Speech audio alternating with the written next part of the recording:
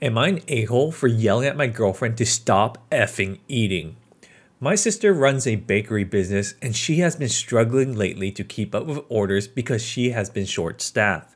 She does a lot of orders for wedding cakes that requires custard and marmalade fillings. So I offered to help her by making these fillings at my house and bringing them to her so she has less work to do.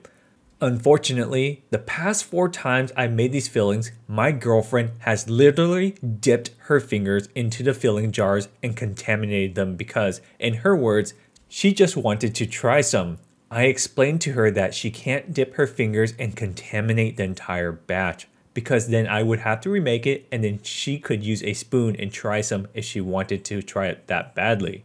But she pouts and says that she likes using her fingers because it brings her back to her childhood memories. Today, I was trying to finish some chocolate custard to send over to my sister really fast because she was running late on a wedding cake order for a very important client.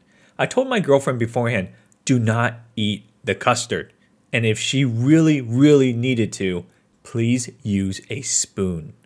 I got out of the shower and what do I see? She has her fingers in it again. I totally lost it. This was the 5th time she blatantly disregarded what I said and I yelled at her to stop effing eating the food that I'm making. It's because of you that you're contaminating the batch. She started crying and got mad at me for fat shaming her. Even though I never once made a comment about her weight and she has no history of weight issues or eating disorders, I know I was harsh, but she was pushing my limits. So I have to ask, am I an a-hole? For our next story. Am I an a-hole for screaming at my pregnant fiancé for not helping me find my dog, who had run off? My fiancé is currently 5 months pregnant and has been both fatigued and nauseous lately. I get why she didn't want to help me look for the dog, but I can't get over the lack of empathy and bordering selfish behavior of this either. My dog is a corgi mix and runs off at least once a week. Usually my fiancé will help me find her, but it's not without protest. I honestly didn't even know how she was getting out of our fenced yard, so I installed cameras and found that she was scaling the 8-foot fence. I ended up attaching spinners to the top of the fence thinking that would solve the issue, but it didn't. I brought her out today and was playing with her when my phone rang.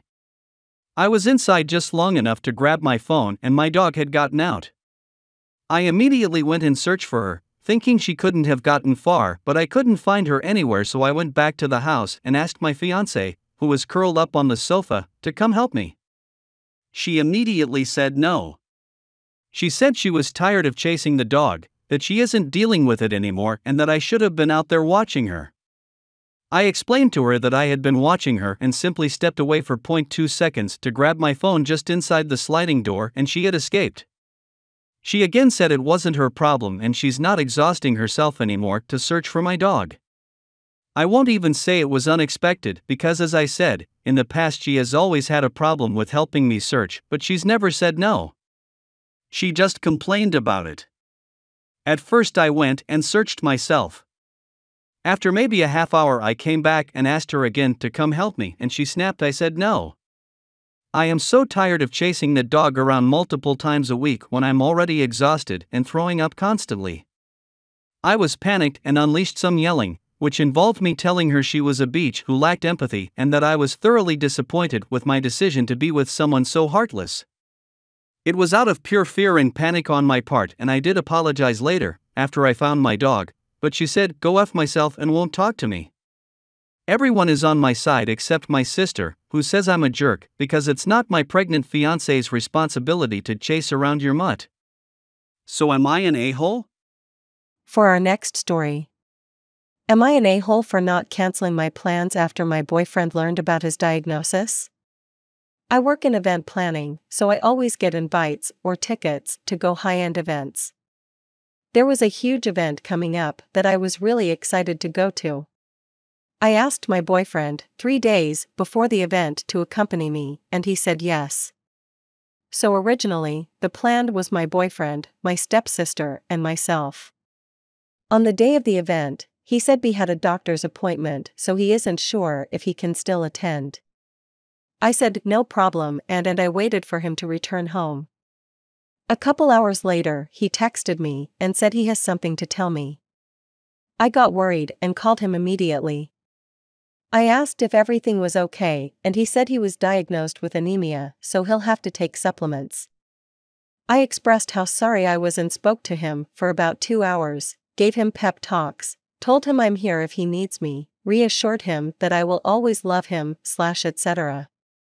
I then asked if he would still like to attend the event with me to take his mind off of things, to which he responded that he doesn't like the artist performing, so he'd rather go another event. I said no problem, I will go with my stepsister alone.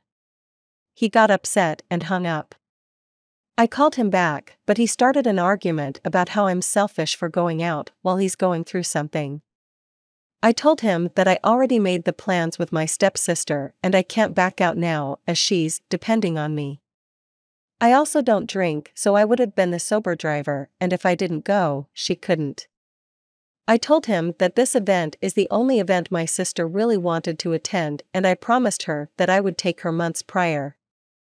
I even told him I'll see him the next day, and he said be safe and hung up.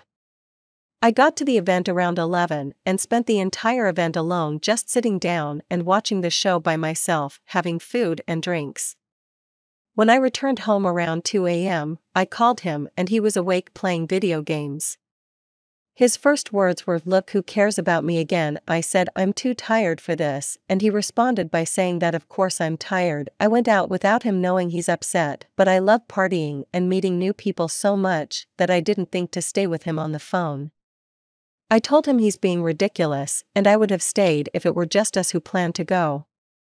He said my priorities are off and I'm an ignorant Keep in mind, I don't attend parties unless it's with my family, and I only attend events a few times a year.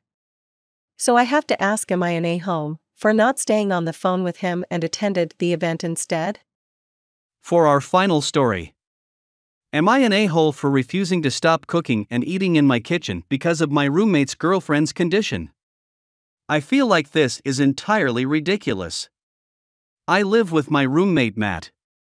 We used to be pretty close friends, but over the last 2 years of living with him, we've drifted apart, and I'm just waiting for our lease to move out on my own. Matt's girlfriend Sarah pretty much lives with us, despite not paying rent.